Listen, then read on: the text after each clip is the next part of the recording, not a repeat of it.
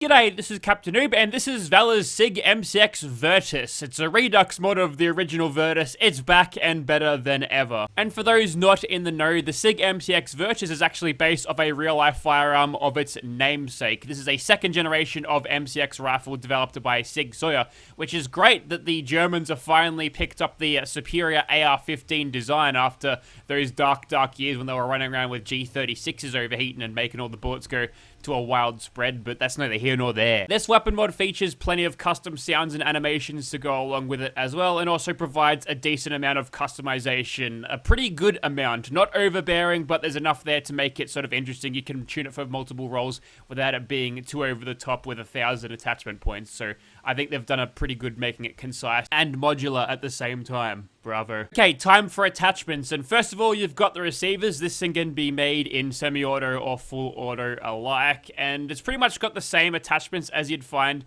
with the standard vanilla game stuff, but it's been renamed a little bit to make it feel a little bit different, makes it feel slightly more tactical. So your mil spec, that's your highest top tier receiver there, so you go for a powerful auto receiver in mil spec, very nice, and that gives us 129 damage and 1700 DPS. That is marked against a vanilla game assault rifle with ace operator boosted for about 1400, so it's already going a little bit better than your vanilla game, which I'm totally a-okay with. This is fine. Next, we've got a legendary effect provided by legendary modification, Skip. And now we go to the rail attachments. You can have rail covers installed on that for a little bit of plastic. You can also have Surefire tack lights, which will be stacked on that side of it. Will replace your Pip-Boy flashlight, presumably. Or you could mix that with a laser sight at the same time. There you go. And there's also an option to have the rail cover as well as the flashlight by itself. But yes, when you're utilizing the laser sight, make sure you've got your sights set up a little bit higher so you can clear them. You can actually see what you're aiming at. Looks like the iron sights are okay in this respect. Next up, we have the ammo type, which probably refers to several real-life ammo types that I am not in the know about. But this Mark 318 Mod 0, that one gives you more damage, which is...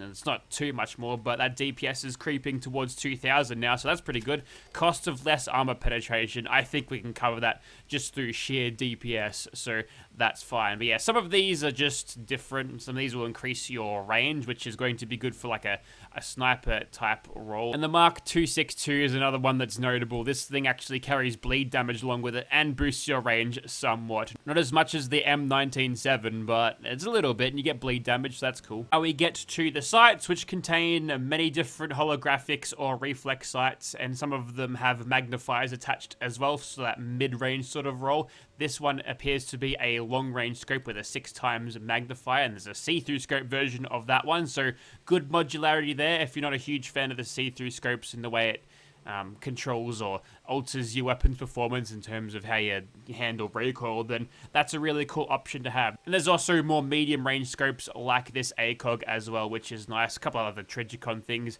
and there's also options for a high mount or a low mount. If you need it to clear that laser sight on the front, go for the high mount. Pretty self-explanatory there. I feel like for this one, let's go for a Trigicon one that's raised up a little bit. I feel like that's a good choice. The magazine swaps on this mod are pretty much a cosmetic, so pick what you think is cool. There's some of these plastic ones and some of these metal ones. I don't mind the Magpul version here. I quite like it. You can also alter the fire selector on this thing. It's flavor, but it's cool. Is it ambidextrous? Yes, it is. That is some good German design right there. Next up, it's the charging handle. Again, this is flavor, so pick what you think looks cool. We'll go for a Radian Raptor. I think that matches the fire selector we've put on this, so that makes a lot of sense to me. And on your lower rail, you can get yourself some foregrips, including the stubby grips or this little hand stop here to make sure you don't slide your hand down the barrel and blow your fingers off. Pretty handy to have. You know, having a full set of fingers, very handy indeed. Next up, we've got the muzzles. Starting off as standard here, there's an option for a compensator for recoil control down here. Your penalty will be a little bit of range, but the rest of these are suppressors in a couple of different shapes and form. This one has some cool honeycomb texturing around it. I'm guessing that's so you can remove it during combat if it blows out or something without burning your hand. But that's a pretty cool design, also in a tan color there, which doesn't suit the rest of this rifle, but it's an option. Also of note, this thing isn't actually getting boosted by Ace Operator, despite having a suppressor. I'm not sure whether that was an intentional, or if it's just an error, but at the end of the day, we've got 144 damage, so I think we'll be fine. There is also an attachment point to remove your iron sights if you feel like it. Have them totally removed, the front one only, or just have the standard iron sights on, which may be clipping through the laser sight right now, so that's why you want to take it off, so it's more immersive. So there's an option. Let's have them removed. This little battery is not going to run out in 2 seconds. That's fine. And we've also got a damage slider here. You can go from plus 0% up to plus 99, but in the negatives you can only go as low as minus 80%. If you operate this thing using just a standard auto receiver, you can't actually get this thing low enough to break it. If you get into the negatives, then it automatically goes to the maximum. You'll be hitting for about 271,000 or so per shot. It kills everything in one shot, so yeah, you can't break it, this thing. So yeah, they've done well with removing that particular bug. It happens some of the time. And there's also a material thing, which we've only got 2 options for materials in now. This black texture going really well with the rest of the weapons attachments. I made this thing black deliberately to make it a little stealthy, and there's more of this. There's a bunch of stocks too, I forgot to mention that, so here they are. We'll go for the SOP mod here. There's also an option here for a cat tourniquet, which is that. Just a strap that you can carry around on your rifle. That's helpful. So miss how you can change the pistol grip on this thing. Just flavor. There's some flavor text here as well. This one is more ergonomic, so we'll go for that one. There's also an option for a different handguard. So this TAC Ops thing will change a couple of these attachment points around. We've lost the laser sight and tactical flashlight on it, but on the muzzle you can change it to like an integrally suppressed thing, so pretty much the same performance. And the TAC Ops variant also has its own attachment point, so you can attach the laser sights and the flashlights a little bit further along your rifle instead. Okay, back to the materials. So you can have a flat dark earth, so you already have the suppressor sort of set up to match that. There's grey again. There's also grey snakeskin. Pretty nice. Some blue in that. And there's also olive drab, red net camo, sticker bomb. Looks like a pencil case that a teenager would have in high school. There's also urban camo here, which is pretty cool. It's got those nice little grey dark stripes happening. I quite like that one. But yeah, that's it. I'm going to keep the black one on this one, but we'll have a look at these other ones when we actually get to shooting stuff and I make multiple of these. I should probably show you how to get them, so let's find out. Sig MCX is not injected onto the level list because Valor doesn't like the idea of NPCs having their grubby fingers all over a precious rifle, so you got to craft it on a chemistry workbench. So find Valor's Sig MCX Redux and you'll be able to craft it for some adhesive, some aluminum, some plastic, and some screws. A lot of screws actually, 10 of the bastards. Okay, welcome back to Immersive Gunners Plaza. Here is our Sig in first person, and those crows, they are definitely dead. There's one more right there, right? Yep.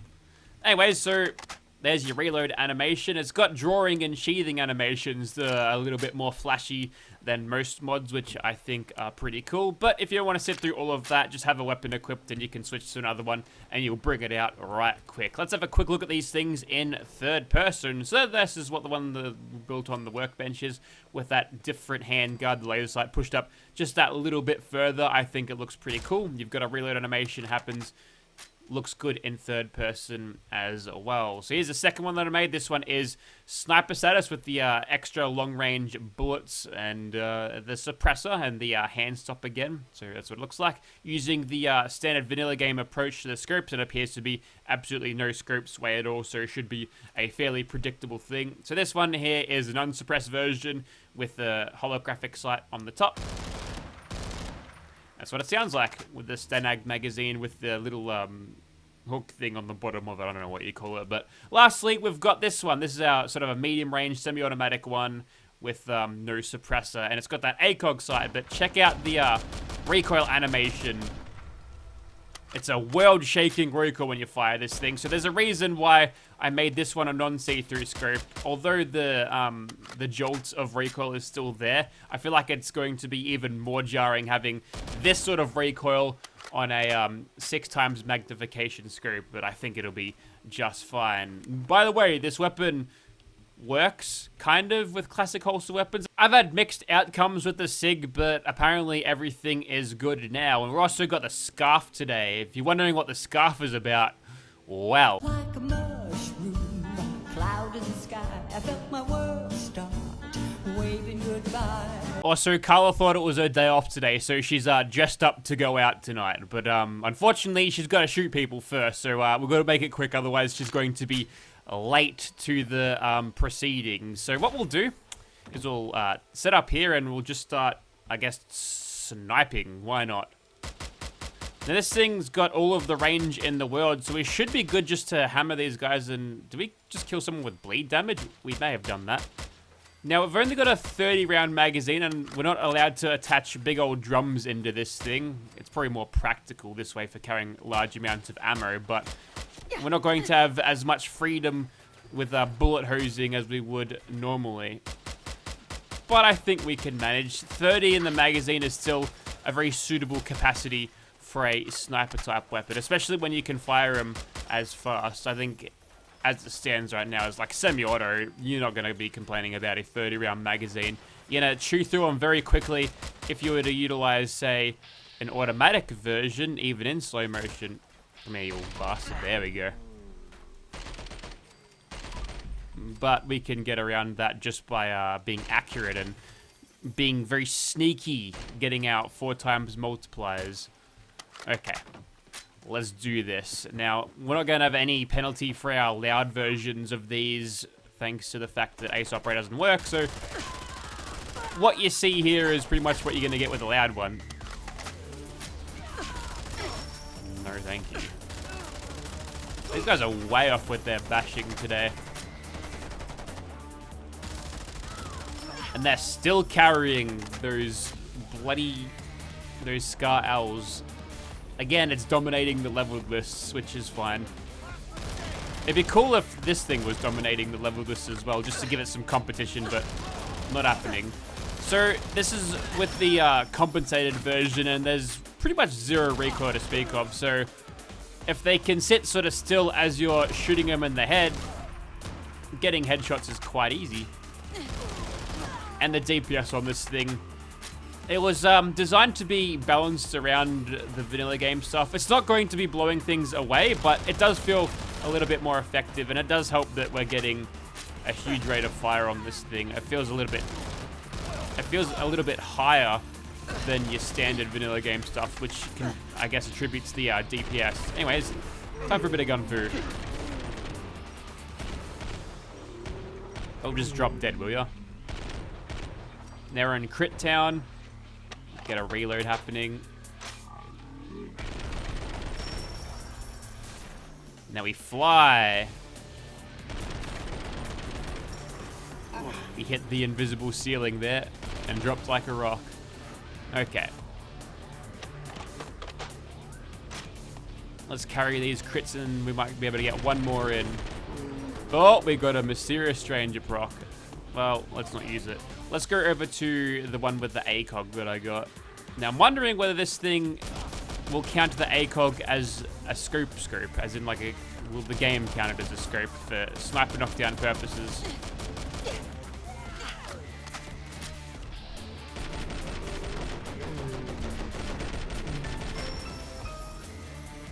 And I think using this thing in VAFs, where you can hammer the trigger way faster than you could possibly get it in real time, is a nice little DPS boost. So you can end up using this thing at a close range, and it's fairly competent with its high DPS, which is pretty handy. Haven't used much VATS, however you do that. Look at that AP usage. It's almost non-existent. That's almost deliver spec. If you ever if you ever put the VATS enhanced legendary effect on this thing, you're going to be laughing all the way to Crits Town, where you'll surely be delivered with the amount of VAT shots you'll be getting in. Okay. Looks like we're back into Sneaky Town. We're sneaking. We're visiting all of the towns in this video. Just shredded that guy with a crit, or that gal with a crit, as it were. And yep, that was pretty good. No real problems with it. The magazine size sort of hold backs its potential, but I think if I was able to fire for longer periods with this thing, just holding down the trigger, that might bloat that DPS over a longer period right up. But I'm kind of happy where it's at. It's strong, but it doesn't feel underpowered. It's doing all right. I think it's pretty well balanced for what it set out to be, and it still feels a little bit stronger than vanilla game assault rifle. So big thumbs up. Don't expect this scoped version to be as generous when it comes to AP usage, but it kind of is. We're hitting him for minimal damage thanks to the fact that we're well and truly out of this thing's effective range, but that's okay. We'll just take some cheapies at some of these Rust Devils. They're not as strong as your standard Commonwealth gunners, so we'll take that. Is that someone, or is that a tree? It is not a Rust Devil. It looked like someone wearing those generic Raider leathers. And if we could just take the head off this bloody ghoul, because I think he's aggroing the swan. Yeah, that rock will make short work of him. Now we can shoot him. And it looks like we were able to get sniper knockdowns with this version. And we can see that bleed damage stacking. It's doing an okay amount. I've actually knocked him down there, allowing the Mysterious Stranger to get his full measure of damage, but not mine, because he cancelled my sneak criticals, so yeah, kind of a frenemy in that situation. But like this, you can just sort of keep him at arm's length, and as long as he doesn't warp to the other side of the map with these weird falling animations, we can just sit back and dispatch of him like that. Oh, there's a ghoul that showed up. There we go. And look at him pirouetting there. He's almost breakdancing at this point. But if you really need to pump the brakes on a big enemy and knock them down like that, not that you'll face anything like that in the vanilla game, but this thing can definitely hold them at bay as you chip away with sneak damage. But yeah, that's the thing when it comes to semi-automatic rifles with a suppressor and a scope, that with a functioning sniper perk, you can just cheese everything like that. Now, it's time to drop the hammer with a stealth commando approach. Now, who are these little bugs around here? That's 1. That's 2, 3, 4. Unfortunately, didn't get to carry that VATS crits into this, but we had a pretty good start on him. What I could do is just hammer him with regular crits, because they seem to be extremely powerful. He's mutated. Oh, and that's Mysterious, not Mysterious Stranger, that's Nerd Rage, actually.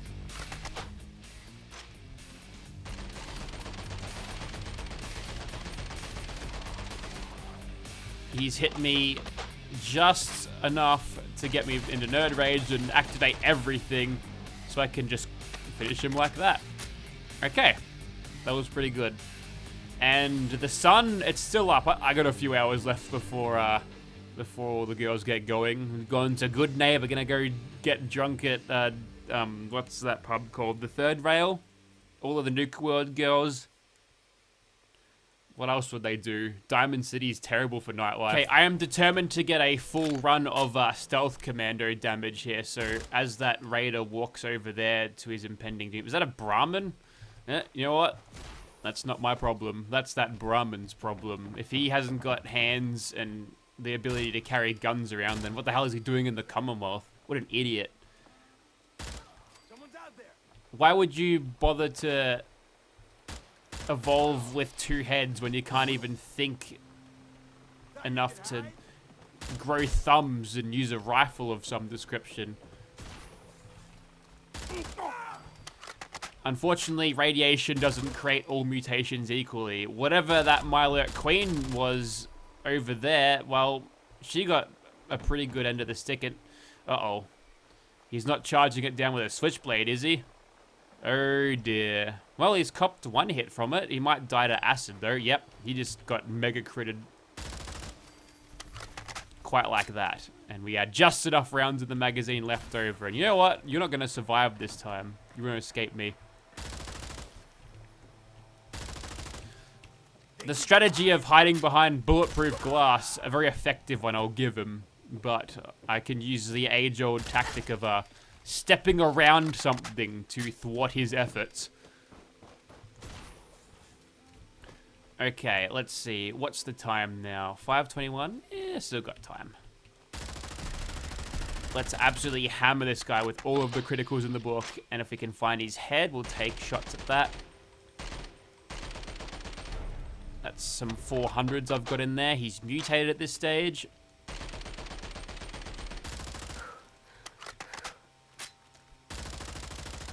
And I got the XP. I saw him stagger back. I thought that was a job done. But no, that was something else entirely. And if he doesn't stagger, I'm getting consistent headshots where he is. Oh, mysterious stranger. No, no, no. Yeah, you get one-shotted, buddy.